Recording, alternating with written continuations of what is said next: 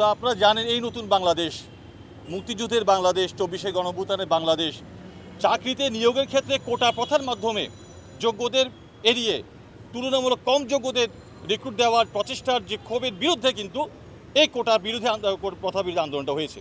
শত শত মায়ের বুক খালি হয়েছে, আমার ভাইয়েরা, আমার ছাত্ররা বা শিক্ষিতদের রক্ত দিয়েছে। আজকে সেই রক্তঝরা বাংলাদেশে রক্তের উপর দাঁড়িয়ে আবার একটি পক্ষ বলছে যে আমরা টোটাল রাষ্ট্রযন্ত্রের সবচেয়ে গুরুত্বপূর্ণ একটি জায়গা সচিবালয়, সেই সচিবালয়ের সবচেয়ে গুরুত্ব নীতি নির্ধারণের যে রাষ্ট্রযন্ত্রের যে কাঠামোগত যে আয়োজন, যে সচিবালয়ের যে উপসচিব, যুগ্ম সচিব, অতিরিক্ত সচিব, সচিব, এই হায়ারার্কিতে তারা ছাড়া কেউ যাবে না এবং তাদের জন্য শতভাগ কোটা সংরক্ষণ করতে হবে।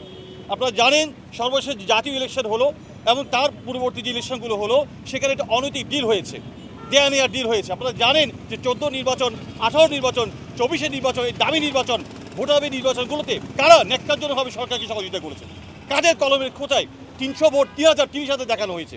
ওই পক্ষে এখন তারা আবার জেকে বসেছে যে আমরা এই নতুন বাংলাদেশে অত সংস্কার মানি না, আমাদের কোটা চাই। তো আমরা ধিক্কার জানাচ্ছি, নিন্দা জানাচ্ছি।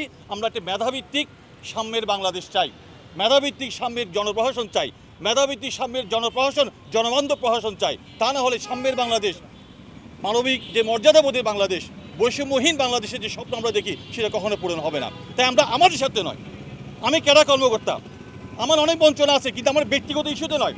আজকে আমাদের বাংলাদেশকে গড়ে তোলার যে সম্ভাবনা তৈরি হয়েছে, যে সুযোগ তৈরি হয়েছে, এক্ষেত্রে আমরা যারা ক্যাডার সার্ভিসে আছে টোটাল যে 26টি ক্যাডার, আমরা যদি ভাইয়ে ভাইয়ে কাঁধে কাঁধে মিলিয়ে আমরা যে আমাদের সার্ভিসটা দিতে না পারি, আমি ডাক্তার, আমি যদি সেবা ঠিকমতো দিতে না পারি, আমি শিক্ষক, আমি আমার সেবা দিতে ঠিকমতো না পারি, আমি কৃষিবিদ, আমি আমার কৃষিকার্য ঠিকমতো সেবা দিতে না পারি, তাহলে কিন্তু বৈষম্য বিরোধী বাংলাদেশ কখনো প্রতিষ্ঠা হবে না, সামনের বাংলাদেশ আসবে না। তা আমরা কোনো ক্যাডারের বিরুদ্ধে নয়, কোনো নির্দিষ্ট ক্যাডারের বিরুদ্ধে আমরা রাস্তায় নামিনি। আমরা কাঁধে কাঁধ মিলিয়ে কাজ করতে চাই, আমার যোগ্যতা, মেধা, প্রজ্ঞা দিয়ে আমি কাজ করতে চাই। আমরা জানেন যে কোটা হচ্ছে তুলনামূলক পিছিয়ে পড়া জনগোষ্ঠীর জন্য, যারা নিজেকে বঞ্চিত মনে করে, দুর্ভাগ্য ন্যাক্কারজনক যে সবচেয়ে সুবিধা ভোগী একটা পক্ষ তারা শতভাগ করে যাচ্ছে। এর কারণ একটাই যে রাজতন্ত্র কায়েম হয়েছে সচিবালয় থেকে উপজেলা প্রশাসন পর্যন্ত।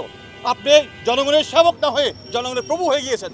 আপনি উপজেলা কার্যালয়ে যান, সেখানে প্রভু বসে আছে, জনগণের টাকায় সেখানে প্রভু পালা হচ্ছে। সচিবালয়ে যান, আপনি সচিবের অ্যাক্সেস পাবেন না, আপনি সাধারণ মানুষের অ্যাক্সেসটা পাবেন না। আমরা দেখেছি শত শত বছর ধরে চর্চা চলছে। বিশেষ করে মুক্তিযুদ্ধ তো বাংলাদেশে আমরা যখন সচিবালয়ে প্রবেশ করি আমরা খুব কষ্ট পাই যে কী ব্যাপার, আমরা কাদেরকে বসিয়েছে এখানে?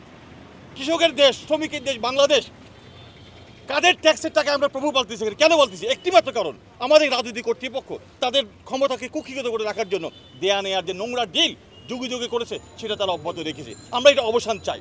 শুরু হোক যাত্রা, কৃত্য পেশাভিত্তিক আমরা একটা মন্ত্রণালয় চাই। আমার পেশা আমি পরিচালনা করব, আমার শিক্ষক আমার শিক্ষা সচিব হবে।